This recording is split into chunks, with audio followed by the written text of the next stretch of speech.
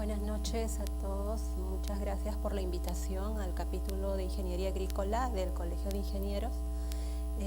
Bueno, voy a hacerlo más breve porque también va a haber la participación del abogado Benjamín Sotelo, porque el tema del catastro arqueológico está vinculado con el tema del saneamiento legal de los monumentos arqueológicos.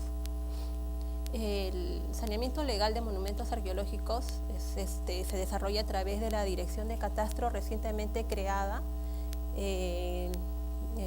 ahora en junio último, mediante un decreto supremo, en la que se crea la Dirección General de Patrimonio Arqueológico Inmueble, que tiene entre sus áreas a la Dirección de Catastro y Saneamiento Físico Legal. ¿Qué es lo que hacemos nosotros en la Dirección de Catastro? Las actividades de catastro ahora a nivel nacional han adquirido bastante importancia y relevancia debido a que las diferentes entidades e instituciones nos piden saber sobre los monumentos arqueológicos que se encuentran involucrados con sus obras de infraestructura, las obras de inversión pública. Nosotros anteriormente emitíamos un certificado, es el certificado de inexistencia de restos arqueológicos, que se exigía a toda entidad que tenía que elaborar tenía un trabajo de inversión, ¿no? Entonces se construía una carretera. Previo a la construcción de la carretera se tenía que hacer un proyecto de evaluación, y una vez efectuado el proyecto de evaluación se emitía el certificado con lo que recién se podía efectuar la construcción de esa carretera, obra de alcantarillado, redes, gasoductos, ¿no? Etcétera. También nosotros prestamos apoyo al planeamiento institucional, ¿no?, de los diferentes municipios y regiones, ¿no?, como ya les iba comentando, agua potable, alcantarillado, alumbrado público, señalización vial, o sea, para todo tipo de obras de servicios. Sirve de fuente de consultas para instituciones públicas, ¿no?, actualmente, precisamente por el tema de las inversiones. Esto es parte de... El catastro arqueológico es especial, a diferencia de las demás entidades, porque esta se levanta, es responsabilidad del arqueólogo. Es el arqueólogo quien define las áreas arqueológicas. La diferencia de las otras áreas que lo define un ingeniero, en este caso es el arqueólogo quien define el ámbito territorial de los monumentos arqueológicos, claro, con el apoyo de un topógrafo o ingeniero. ¿Cuáles son los pasos que nosotros cumplimos para poder sanear un monumento arqueológico? Nosotros primero hacemos el diagnóstico preliminar, la emisión de notificaciones, la delimitación y georreferenciación, la monumentación, la elaboración del expediente técnico, la emisión de la resolución viceministerial y por último la inscripción en los registros públicos y o en la superintendencia de los bienes estatales. El primer caso, ¿qué hacemos? Con la evaluación, evaluamos los antecedentes de los monumentos arqueológicos. Para este paso buscamos las investigaciones e inventarios que se han efectuado sobre esa área, ¿no? La base gráfica de catastro, tenemos que hacer las consultas a registros públicos, hacemos las consultas a COFOPRI, a todas las entidades generadoras de catastro. ¿Para qué? Porque con la información que estas entidades nos van a dar, nosotros vamos a poder hacer las notificaciones respectivas. Con esto nosotros vamos a poder establecer sobre qué área estamos trabajando, porque un monumento arqueológico puede estar superpuesto a una propiedad de terceros, puede estar dentro de una comunidad campesina, puede estar dentro de un predio urbano, de un predio rural, ¿no? Una vez de que seguimos, hacemos las notificaciones respectivas, procedemos al levantamiento en sí del campo, ¿no?, que es la delimitación y georreferenciación del monumento arqueológico de acuerdo a sus extensiones, límites, a los componentes arqueológicos en el terreno, incluyendo su marco circundante. Bueno, estos son nuestro marco legal. También establecemos áreas de uso restringido, mayormente los conocemos como las zonas de andenerías, canales. Aquí, por ejemplo, podemos ver los ejemplos de levantamiento de poligonales. En este caso, ya no tenemos marco circundante porque el monumento arqueológico ya se ha reducido a su mínima expresión, como ocurre en casi todo el área urbana de Lima. La poligonal de Santa Raquel está definida por vías públicas, por avenidas, a diferencia de la poligonal de un sitio arqueológico que se encuentra en Yauyos, ¿no? Aquí se ha definido de acuerdo a su entorno paisajístico, o sea, como tal, ¿no? Aquí hay otro ejemplo que es de la Huaca Puyana, también se ha definido de acuerdo también ya al marco circundante que lo define, ¿no? Que son calles actuales y es más, ¿no? Hay una calle que está cortando a la Huaca, ¿no? Que se la conoce actualmente como Huaca Chica. Y en el otro lado tenemos el caso de un sitio que es el Huarco, que lo define el mar, ¿no? Propiamente dicho, porque las evidencias llegan hasta el mar. Entonces, en el tema de levantamiento arqueológico, no sigue como se dice, un parámetro, ¿no? Sino que esto se da de acuerdo a las características propias de cada monumento arqueológico. Una vez efectuada el paso del levantamiento, de la georreferenciación, viene el tema de la monumentación, que es la colocación de hitos y los muros de señalización en la que se identifica al bien arqueológico. Nosotros tenemos muchos problemas en este caso porque, bueno, a la mayoría de las personas no les conviene pues que un área esté definido con hitos o que se le diga que hay un monumento arqueológico. Posterior a estos pasos de campo, nosotros elaboramos el expediente técnico, ¿no? Que consiste en el procesamiento de la información de campo para la elaboración del informe sustentatorio y del expediente técnico. Entonces, nosotros tenemos los siguientes documentos: la ficha oficial en caso de que el monumento no esté declarado Patrimonio Cultural de la Nación, la ficha de declaratoria como patrimonio, la ficha de registro fotográfico, la ficha técnica, memoria descriptiva, el plano perimétrico y el plano del área de uso restringido si se dan los casos. Estas tres fichas que están resaltadas en color azul son las que se elevan a registros públicos. Estos son los ejemplos que tenemos de las fichas de inventario. Esto es la ficha de declaratoria de Patrimonio de la Nación, la ficha de registro fotográfico, la ficha técnica y la memoria, y el plano perimétrico, ¿no? Y como sexto paso tenemos la emisión de la resolución viceministerial y la inscripción en los registros públicos y o en la Superintendencia Nacional de los Bienes Estatales, según sea el caso. Hoy por hoy el catastro arqueológico, bueno, viene atravesando también una etapa muy promisoria en el Ministerio de Cultura porque se le está dando bastante, se le está haciendo bastante caso, ¿no? En el Perú nosotros tendríamos pues el 5% de áreas levantadas a nivel nacional de monumentos arqueológicos. Casi no tenemos un catastro arqueológico, ¿no? Entonces, de ahí que se hace necesario, y en esta normativa, en este decreto supremo que salió a fines de junio, que es el decreto 060, se está estableciendo la elaboración de un perfil, ¿no? Para el proyecto del Catastro Nacional Arqueológico, ¿no?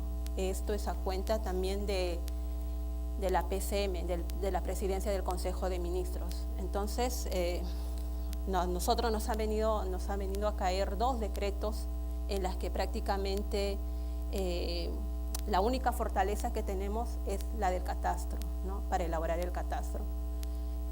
Yo voy a dar paso a Benjamín, que es el abogado, porque este tema, como les digo, está vinculado netamente con el tema del saneamiento legal. Buenas noches. Bueno, antes que nada, agradecer por la invitación al Colegio de Ingenieros. Y bueno, vamos a tratar este tema de una manera muy rápida. Bueno, todos sabemos la importancia que tiene el catastro hoy en día en nuestro país, en las diversas instituciones del Estado. Y para nosotros tampoco no es ajeno. La necesidad de contar con un catastro arqueológico hoy en día se ha puesto de manifiesto a través de estas 2 últimas disposiciones que han salido, el Decreto Supremo 054-2013-MC y el Decreto Supremo 060-2013-MC, en donde se pone justamente en evidencia la necesidad de un catastro para poder facilitar el desarrollo de proyectos de inversión de diversa índole. Pero sucede una cosa muy extraña. porque si bien es cierto, se plantea la necesidad de un catastro arqueológico, sin embargo, hasta ahora el Ministerio de Cultura no es considerado un ente generador de catastro. En este caso, ya surge por necesidad la consideración del Ministerio de Cultura como un ente generador de catastro especial, dada la naturaleza de los monumentos arqueológicos y el valor patrimonial que estos tienen. Bien, ¿cómo hacemos con el tema del saneamiento legal? Nosotros entendemos de que el saneamiento, en una acepción general, lo podemos considerar como aquel conjunto de acciones legales, administrativas y o contables tendientes a establecer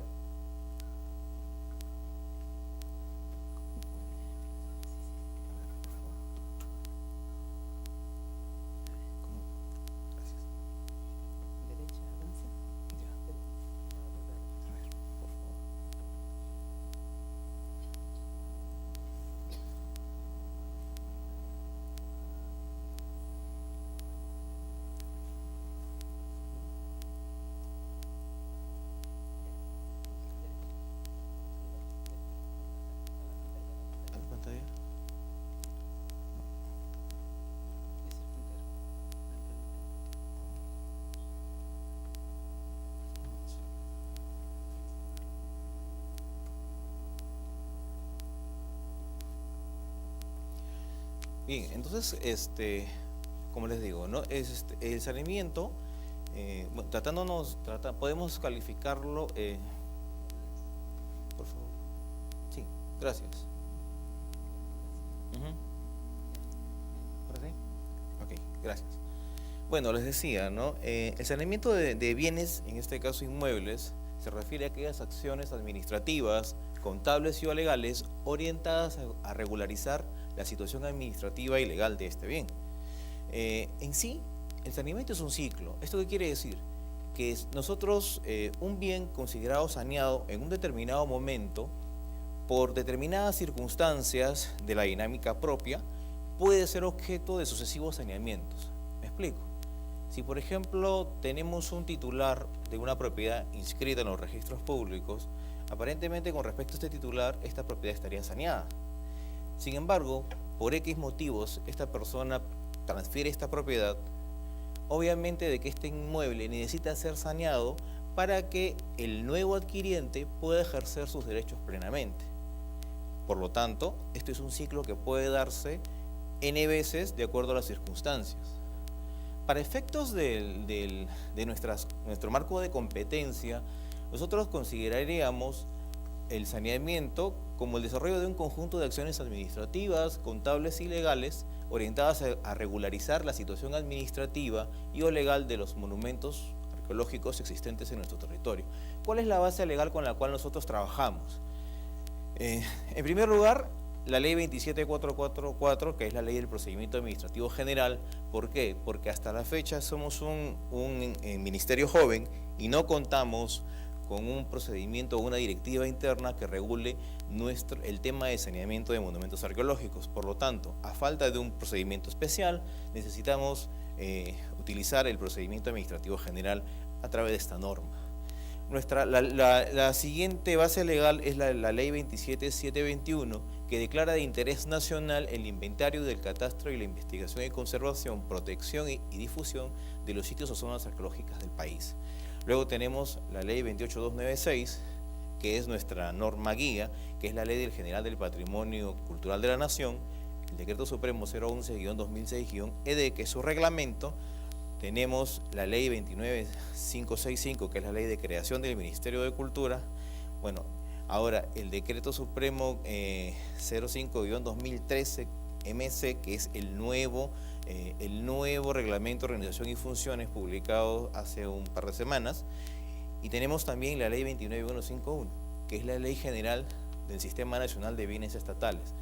Porque en el tema del catastro arqueológico nos vamos a encontrar muchas veces con predios que aún ni siquiera tienen inscripción y necesitan ser saneados a través de esta norma. Bien, para poder nosotros sanear un monumento arqueológico tenemos que desarrollar determinadas acciones y tenemos que tener en cuenta una serie de criterios. Primero, tenemos la necesidad de determinar la condición jurídica de los predios y los derechos reales que sobre ellos existen conforme y que en una zona que conforma un sitio o una zona arqueológica. Me explico. No existe ninguna zona o monumento arqueológico en nuestro país que no se encuentre superpuesto sobre un bien, sobre una propiedad del Estado o una propiedad de particulares, inscrita o no inscrita. Por eso necesitamos definitivamente determinar cuál es la condición jurídica que abarca nuestro polígono y las propiedades que ella abarca, los derechos reales que existen sobre esa zona. Para ello necesitamos obviamente hacer una búsqueda de antecedentes. En SUNAR, en gobiernos regionales, entes generadores de catastro, incluso Poder Judicial y demás organismos del Poder Ejecutivo. A nivel de lo que son nuestras competencias, nosotros consideramos una zona arqueológica saneada como aquel sitio o monumento arqueológico con propiedades inscritas en los registros públicos, independientemente sea su titular el Estado o un particular, que cuente con la inscripción de la carga cultural, es decir, aquel bien que tiene la carga inscrita, la condición de patrimonio cultural de la nación. Pero ¿cómo inscribimos un bien como patrimonio cultural de la nación? Para ello necesitamos primero identificarlo, luego de identificarlo necesitamos que éste sea reconocido como tal, y para ello se emplea la resolución viceministerial correspondiente. Una vez obtenido esto, nosotros tenemos que faccionar nuestro expediente legal para poder hacer la inscripción correspondiente. Una vez que nosotros tengamos determinado qué propiedades se van a afectar, qué partidas van a ser objeto de esta carga cultural, conformamos nuestro expediente a través de la resolución administrativa, los planos, las memorias descriptivas correspondientes, la ficha técnica respectiva, y enviamos esta información a los registros públicos para que se proceda conforme al artículo 197 del actual reglamento de inscripción de predios y se inscribe la condición cultural a favor del Estado. ¿Esto qué quiere decir? Esto definitivamente no va a quitarle la propiedad al propietario particular o del Estado, sino simplemente va a establecer ciertas restricciones de protección al patrimonio que implican una serie de temas. Por ejemplo, para poder transferir este predio, lo primero que tendría que hacer el titular se obliga a que debe comunicar esta intención de transferencia al Ministerio de Cultura, quien tiene el derecho preferente de poder adquirir el bien, de considerarlo necesario. Otra de las restricciones es de que el propietario, para poder modificar su propiedad, va a tener que pedir autorización respectiva al Ministerio de Cultura para ello.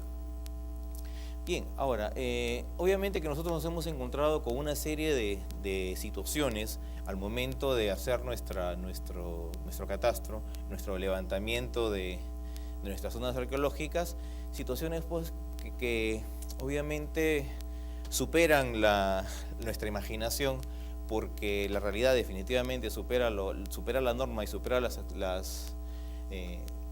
supera lo que nosotros podemos prevenir, pero que hemos tratado de solucionar de la mejor manera posible y sin afectar los derechos de terceros, es lo principal. Bueno, somos conscientes que somos un ministerio joven, que en el tema de catastro estamos iniciando nuestro desarrollo y por lo tanto consideramos que es importante que contar con una serie de condiciones de naturaleza legal y de naturaleza técnica para poder desarrollar una labor que mañana más tarde sea reconocida como eficiente, eficaz y que pueda contribuir a la protección de nuestro patrimonio arqueológico. Bueno, con esto terminamos. Muchas gracias.